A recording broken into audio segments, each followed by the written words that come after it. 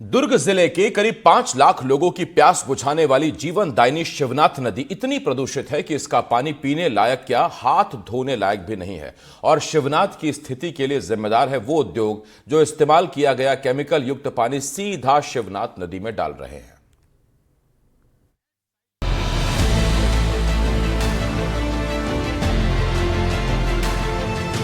भीषण गर्मी में जब पानी की हर एक बूंद कीमती होती है, तब दुर्ग जिले के लिए शिवनाथ नदी जीवनदायिनी साबित होती है। शिवनाथ का पानी हर रोज जिले के लाखों घरों तक पहुंचता है, लेकिन जिस नदी से जिंदगी मिलती है उसी में जहर मिलाया जा रहा है। शहर से निकलने वाले नालों को सीधे शिवनाथ नदी में मिला दिया जाता है, जिसमें घरेलू गंदगी के साथ साथ दर्जनों उद्योगों से निकलने वाला केमिकल युक्त पानी भी शामिल है। ये शिवनाथ नदी है, दुर्ग भिलाई की जीवनदायिनी शिवनाथ नदी का आप हाल देखिए। इंसानों ने किस तरह से शिवनाथ नदी को बर्बाद कर दिया है। शिवनाथ नदी के कई लगभग 5 से 6 ऐसे पॉइंट है जहाँ पे शिवनाथ नदी में शहर और तमाम इंडस्ट्री से निकलने वाले प्रदूषित पानी, दूषित पानी या केमिकल युक्त पानी शिवनाथ नदी में छोड़ा जाता है। हम उन पॉइंट्स पर जाकर आपको ग्राउंड रिपोर्ट दिखा रहे हैं कि क्या कुछ शिवनाथ नदी के किनारे किस तरह का मंजर बना हुआ है। तो आप देखिए, अब लाखों करोड़ों की संख्या में यहाँ पे पॉलीथीन पड़े हुए हैं। ये वही पॉलीथीन है जो कभी डिकम्पोस्ट नहीं होते, रिसाइकल नहीं किया जा सकता इन पॉलीथीन का। इन नालों के जरिए नदी में ऐसा जहर घोला जा रहा है कि जलीय जीवों का जीवन भी मुश्किल हो गया है। नदी से उठती दुर्गंध से आसपास के लोग भी परेशान हैं। स्थानीय लोगों ने कई बार प्रशासन से शिकायत की, लेकिन आज तक कोई ठोस कार्रवाई नहीं हुई। जो समोदा में स्थित तमाम जो इंडस्ट्रीज़ है, उन इंडस्ट्री के गंदा, दूषित और केमिकल युक्त पानी कोसा नाला में मिलता है। और कोसा नाला का पानी आगे झिंझरी गांव है, वहां पर शिवनाथ नदी में मिलता है। आपको बता दूं कि छत्तीसगढ़ शिवनाथ नदी दुर्ग जिला का जीवनदायिनी नदी है, जहां तकरीबन 4-5 लाख लोग इस पानी को पीते हैं। गर्मी की स्थिति ऐसा है कि लोग बूंद बूंद पानी के लिए तरस रहे हैं और यही पानी शिवनाथ में मिलता है। शिवनाथ का पानी फिर लोग पी रहे हैं, तो ऐसे में आप अंदाज़ा लगाइए कि उन लोगों का क्या होगा जो ये पानी पीने को मजबूर है। हालांकि गवर्नमेंट दावा करती है कि हम पानी ट्रीटमेंट करने के बाद लोगों को पिलाते हैं, लेकिन आप सोचिए केमिकल युक्त पानी किस तरह से ट्रीटमेंट होता होगा। दुर्ग के झेंझरी गांव पहुंचने पर पता चला कि भिलाई शहर से निकलने वाला घरेलू और औद्योगिक केमिकल युक्त प्रदूषित पानी कोसा नाला के जरिए सीधे शिवनाथ में मिलता है। और ये आपको दिखाने की कोशिश करूंगा कि पानी का कलर क्या है, ये भी आप देखिएगा। तो ये देखिए, मैं मजबूरी है इसलिए मैं आपको डिस्पोजल में दिखा भी रहा हूँ। ये पूरा प्योर काला है और बदबू भी बहुत ज़्यादा है, लेकिन क्या करें, दिखाना भी जरूरी है, इसलिए हम दिखा भी रहे हैं। नाले का जो पानी शिवनाथ नदी में जाकर मिल रहा है वो हद से ज्यादा प्रदूषित है। ग्रामीणों का आरोप है कि रात के अंधेरे में इंडस्ट्रीज के केमिकल से भरे टैंकर को यहाँ खाली किया जाता है। शिवनाथ नदी में बढ़ते प्रदूषण से ग्रामीण परेशान हैं, जलीय जीव मर रहे हैं। ग्रामीणों का कहना है कि कुछ सालों पहले तक यहाँ का पानी पीने लायक था, लेकिन कुछ सालों में स्थिति बदतर हो गई है। जब लाल पानी यहाँ बंद हुई ना, उसका जगह में पानी सफेद चालू होते, अब का फैक्ट्री के आते सब मिल के आते, वही पानी यहाँ पूरा खराब करते हैं। बदबू आता है। बदबू आते हैं। बीच बीच में आप बता रहे हैं केमिकल पानी भी वो कभी कभी छोड़ता है वो, तो उससे क्या पानी आने से तो जलीय जीव का क्या होता होगा? पूरा मर जाते हैं, सड़ जाते हैं। मछली वछली सब मर जाता है, कहीं नहीं बचे। सांप कीड़ा मकोड़ा सब कहीं नहीं बचे, कर मारे पूरा मर जाते हैं। पानी तो रोज शाम के जिसे खराब भी आते हैं, है ना। जैसे हमारे बीएसपी प्लांट का पानी आता ना, तो सही सलामत पानी रहते थे, है ना, जिसमें हम पी भी सकते थे वहाँ पहले है। अब तो पानी हाथ ऐसे नहीं लगा सकते, है ना। हाँ, तब भी हम नहाते हैं, क्या करोगे। सब ऐसा सब बात तो है। केमिकल पानी भी छोड़ा जाता है। हाँ, केमिकल पानी आते हैं, तभी तो मछली लोग मरते हैं, पूरे मर जाते हैं। हाँ, अभी मछली कुछ नहीं मर रहा है, अभी पानी ठीक है, हाँ। है ना। और इसमें जो गरवा गाय भी पी रहे हैं ना, वो भी नहीं पी सकते हैं। अच्छा, जानवर भी नहीं पीते और जितने जलीय जीव हैं सब मर जाते हैं। हाँ हाँ हाँ। तो यहाँ खुद नहीं ना हो, वह डैम के ऊपर जैसा नहाएगा या टंकियों पर नहा से बस्ती के। कहाँ से आते पानी है? ये डामर कंपनी भेले से पावर हाउस से, मतलब वो 3 पूरा पानी कंपनी से भिलाई से आते अपन। भिलाई से आते। हाँ, क्या होना चाहिए माँ? अब भाई अब वही बता सके। अब ये डामर पानी आवा था, तेलहा पानी अलग आवा थे कंपनी से, गाड़ी धोआ थे पानी अलग आवा थे। समोदा गांव के बाद एनडीटीवी की टीम कोटनी गांव पहुंची।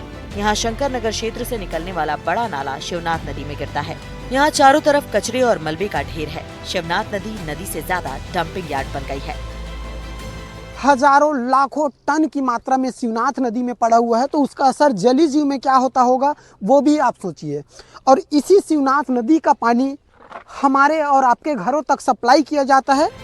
शिवनाथ जो कभी शिव की तरह निर्मल और पवित्र मानी जाती थी, आज प्रदूषण की मार झेल रही है।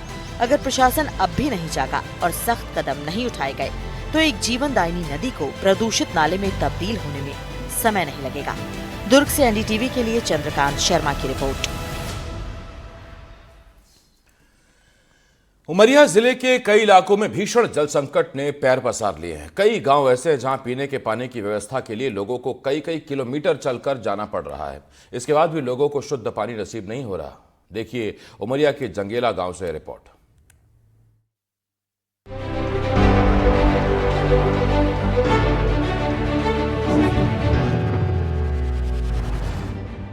आदिवासी बहुल उमरिया के कई इलाकों में लोग जल संकट से परेशान हैं।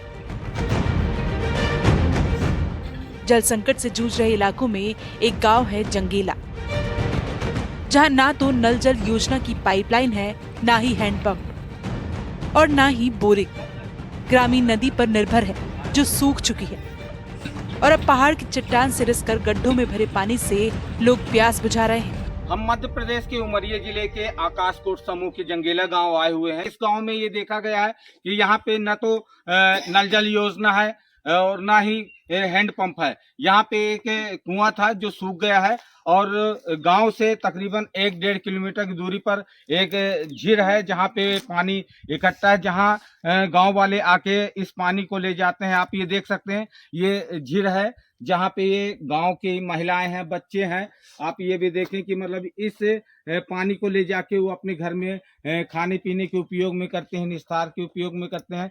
और आप ये देखें किस तरह से ये पानी है, ये झील है, इसके ऊपर कीड़े भी हैं, पत्ते भी हैं, ये दूषित भी दिख रहा है। और आप ये भी देखें कि ये गांव से 1.5 किलोमीटर की दूरी पे है। पानी के लिए गांव के लोगों को हर दिन 1 किलोमीटर का पहाड़ी और जंगली रास्ता तय कर आना पड़ता है और यहाँ से पानी के भरे हुए बर्तन लेकर उसी कठिन डगर से वापस जाना होता है। गांव के बुजुर्ग, महिलाएं और बच्चे पथरीले रास्ते पर चलकर पानी लेकर जाते हैं। पानी यहाँ आए हैं, खदरस ले जाते हैं, कोड़ के तले जाते हैं, सब दिन 12 मासी घाट चढ़ाए के। पानी की बड़ी समस्या है। वहाँ हमरे पानी नहीं मिले, ऊँच में नहीं है, घाट के नीचे आवत हम सांझ में सरकार हो अंधियार हो जार हो, पानी हम सब दिन यहाँ से ले जाते हैं गड्ढे के लेके। पिया थे नहा को फिर आवत है, नहाए खोने का फिर पानी ले जाते हैं, पिए के लाने, नहाए के लाने, खाए के पिए के लाने, सब चढ़ के जाना पड़ता है। और पानी का और कोई साधन गांव में है कि नहीं? नहीं कोई साधन। बहुत दिक्कत सर जी। यहाँ पानी बहुत दिक्कत है। झील से पानी ले जाते हैं घाट चढ़ा के। हाँ, ये बरसात भर में ये अनाज बोते हैं, आजकल फसल कुछ नहीं, सूख जाता है। यहाँ रहने वाले ग्रामीणों के लिए जल संकट आज की समस्या नहीं है। हर साल गर्मी में जंगेला गांव के लोगों को पानी के लिए इसी तरह परेशान होना पड़ता है। गांव के लोग पानी की समस्या के लिए जनप्रतिनिधियों से लेकर प्रशासनिक अधिकारियों से गुहार लगा चुके हैं, लेकिन अब तक उनकी समस्या का कोई हल नहीं निकल पाया है।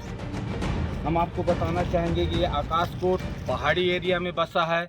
ये आकाशकोट एक समूह है जिसके अंतर्गत 25 गांव आते हैं। यहाँ दर्जनों गांव ऐसे हैं जहाँ पे पानी की समस्याएं अधिकांश बनी रहती हैं।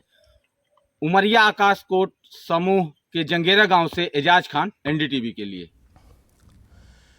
सुकमा में 2024-2025 का शिक्षा सत्र बीत गया। नए सत्र की शुरुआत हो गई, लेकिन कोंटा ब्लॉक के ओंदेर पारा प्राइमरी स्कूल की सूरत नहीं बदले।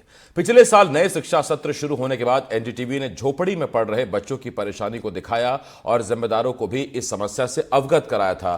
साल बीतने को आया, लेकिन शिक्षा विभाग के जिम्मेदार अफसरों ने बच्चों को होने वाली समस्या के प्रति गंभीरता नहीं दिखाई। देखिए इस खबर पर पूरी रिपोर्ट।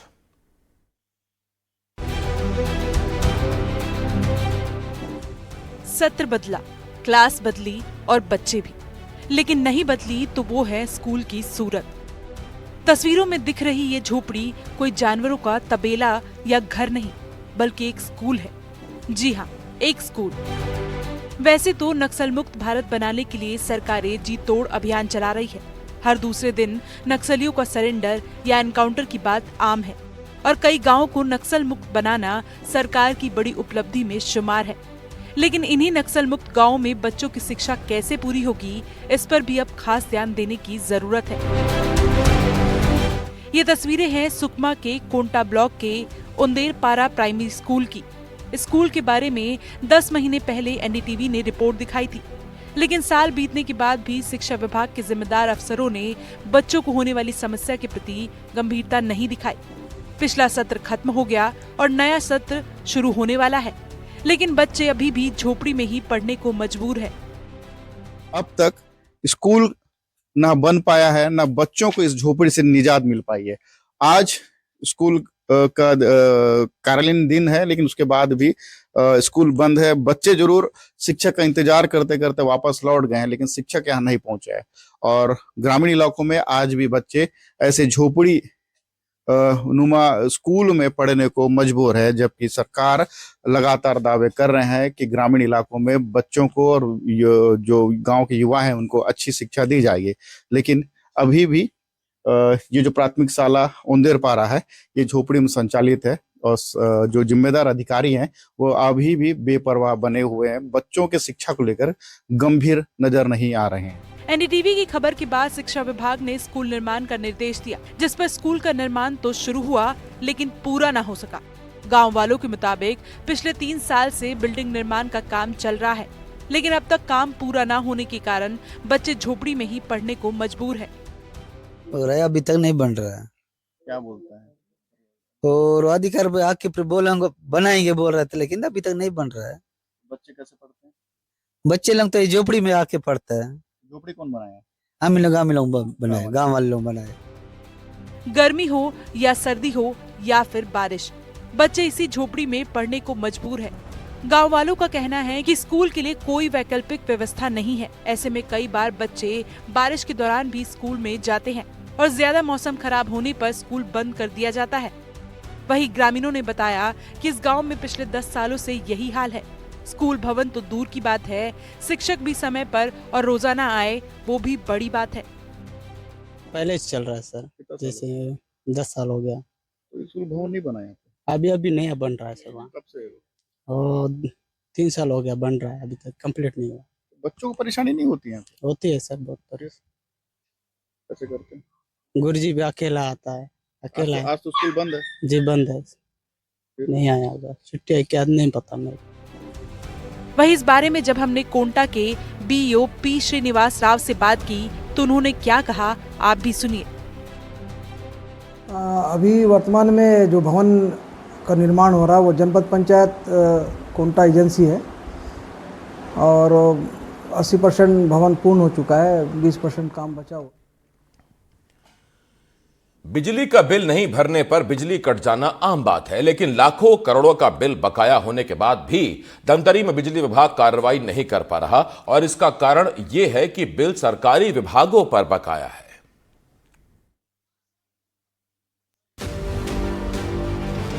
आम आदमी बिल ना भरे तो बिजली कंपनी तुरंत कनेक्शन काट देती है, लेकिन बिजली कंपनी धमतरी जिले के सरकारी विभागों पर कुछ ज्यादा ही मेहरबान है। ये हम इसलिए कह रहे हैं क्योंकि धमतरी जिले के 24 विभागों पर कुल 20 करोड़ 24 लाख से ज्यादा का बिजली बिल बकाया है। ये आंकड़ा सुनकर आप चौंक गए होंगे, लेकिन कई विभागों ने 6-6 महीने तो कई विभागों ने 2-2 साल से बिजली का बिल नहीं भरा है। घर हो या दफ्तर, हर किसी को बिजली की जरूरत होती है, लेकिन बिजली बिल कोई पटाना नहीं चाहता। जी हाँ, हम ऐसा इसलिए कह रहे हैं क्योंकि धमतरी जिले में ऐसे कई 24 विभाग हैं जिन्होंने बिजली तो जमकर यूज किया, लेकिन उसकी राशि को पटाना भूल गए। आप उसकी राशि को सुनकर जरूर हैरान होंगे, क्योंकि जिले में शासकीय विभागों की बात की जाए तो 24 ऐसे शासकीय विभाग हैं जिन्होंने 6 महीने नहीं, साल भर नहीं, 2 साल से बिजली का भुगतान नहीं किया। मेरे संभाग में, धमतरी संभाग में शासकीय विभागों के अगेंस्ट में करीब 22.5 करोड़ के आसपास का बकाया राशि है, जिसमें से नगर निगम वाटर वर्क्स और स्ट्रीट लाइट के ही करीब 18.5 करोड़ एवं मतलब बाकी जो है करीब 4.5-5 करोड़ वो मतलब अन्य विभागों। जिन 24 विभागों पर बिजली का बिल बकाया है, उसके कुछ बड़े बकायेदारों की लिस्ट और बकाया राशि देखकर आप चौंक जाएंगे। जिले की 1311 ग्राम पंचायतों पर करीब 13 करोड़ 62 लाख, नगर निगम धमतरी पर करीब 3 करोड़ 34 लाख, नगरीय सीएमओ पर करीब 1 करोड़ 6 लाख, आमदी सीएमओ पर करीब 85 लाख, धमतरी पीडब्ल्यूडी विभाग पर करीब 37 लाख, जिला अस्पताल धमतरी पर करीब 20 लाख, धमतरी डीईओ ऑफिस पर करीब 18 लाख, वन मंडल अधिकारी धमतरी पर करीब 12 लाख, कलेक्टर ऑफिस पर करीब 2,69,000 और एसपी ऑफिस पर करीब 1,86,000 रुपए का बिल बकाया है। इन विभागों को मिलाकर कुल 24 सरकारी विभागों पर 20 करोड़ 24 लाख से ज्यादा का बिजली बिल बकाया है। हालांकि अब बिजली विभाग के अधिकारी संबंधित विभागों को नोटिस देने की बात कर रहे हैं, लेकिन बिल का भुगतान कब होगा, इसे लेकर किसी के पास कोई जवाब नहीं है।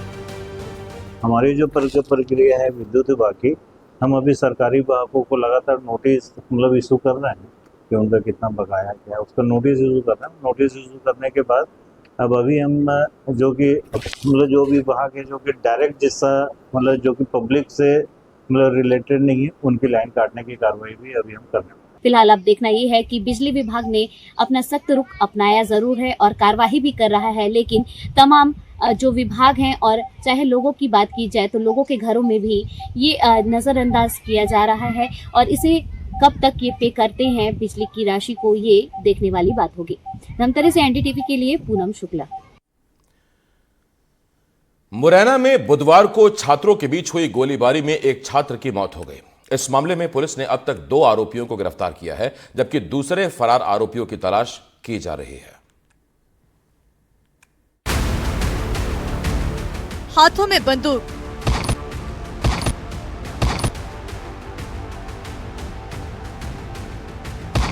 बंदूक से तड़तड़ाहट हो रही फायरिंग। ऐसा तो गैंगवार होता है, लेकिन एक दूसरे पर फायरिंग करने वाले ये लोग किसी गैंग से जुड़े नहीं हैं। ये तो पढ़ाई करने वाले छात्र हैं। ये तस्वीर मुरैना की है। मुरैना के अंबाह इलाके में बुधवार को छात्रों के गुट में जमकर गोलीबारी हुई। छात्रों के दोनों गुट के बीच पिछले साल मई से विवाद चल रहा था। चाचा के लड़का के ये गोली लगी है सदघाट रोड अंबा। क्या घटनाक्रम हुआ? घटना इसको जी लोहा की दुकान चलाता था, लोहा की नाली जंगल आ गई तो वहीं आ गए, दोनों वारदात दोनों में हो गई। कौन कौन में हो गई जी पता नहीं कौन कौन थे वो।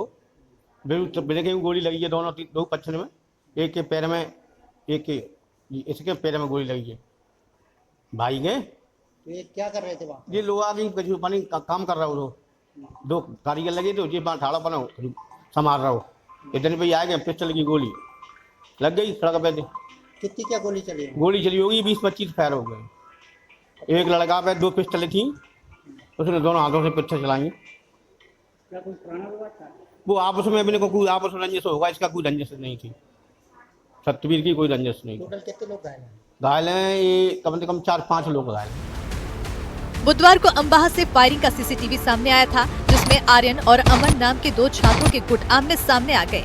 इसके बाद दोनों गुटों के बीच फायरिंग शुरू हो गई। आर्यन और उसके दोस्त पास की एक दुकान में जा घुसे। उनके पीछे पीछे अमन गुट के लोग भी जा पहुंचे। दुकान के अंदर जमकर फायरिंग हुई। इसी फायरिंग में आर्यन, अजय और अमन के अलावा दुकानदार सत्यवीर भी घायल हो गया। इस मामले में पुलिस ने अभी तक 2 आरोपियों को गिरफ्तार कर लिया है, जबकि अन्य फरार 4 आरोपियों की तलाश जारी है। गोली लगने से घायल हुए अजय की मौत हो चुकी है, जबकि घायल हुए आर्यन, अमन और दुकान संचालक सत्यवीर का इलाज जारी है। अंबा थाना अंतर्गत जो कल फायरिंग की घटना हुई थी कल शाम 6 बजे, उसमें एक व्यक्ति अजय की मृत्यु हो गई है इलाज के दौरान ग्वालियर में, जिसका पोस्टमार्टम कराया जा रहा है। इसमें फरियादी पक्ष ने 6 आरोपियों के विरुद्ध नामदर्ज FIR दर्ज कराई है, जिसमें 2 व्यक्ति भी घायल हैं जो अस्पताल में हैं।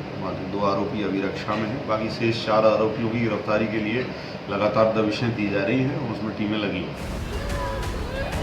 अजय के परिवार के लोगों ने पोरसा चौराहे पर शव रखकर चक्का जाम किया।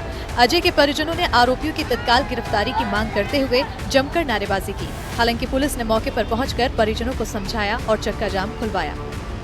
हमारा बच्चा खत्म हो गया है, उसने अभी तक कोई कार्रवाई नहीं की, ना उसको गिरफ्तार किया है बच्चों को। कब की घटना है ये कल की घटना है। क्या हुआ था बताइए थोड़ा विस्तार से। हमारे बच्चे हमारे घर से थोड़ी दूरी पे जूस पीने गए थे और जूस पीते में कहीं से वो लड़के आ गए और छोटे बच्चे को गोली मारी है, जांघ में लगी है। फिर मेरे एक देवर लगते हैं, उनने बचाया तो उनको भी यहाँ लगी है और फिर इसको पकड़ के इसके कान में कट्टा डाल के गोली दे रही। कोई दुश्मनी नहीं थी इससे, बेमतलब में दे रही। घटना के बाद से अंबाह इलाके में भारी पुलिस बल तैनात है। फायरिंग के आरोपियों की तलाश में पुलिस जगह जगह छापेमारी कर रही है, लेकिन छात्रों के बीच चल रहे विवाद पे गोलीबारी होना हैरान कर देने वाली घटना है। मुरैना से एनडीटीवी के लिए उपेंद्र गौतम की रिपोर्ट।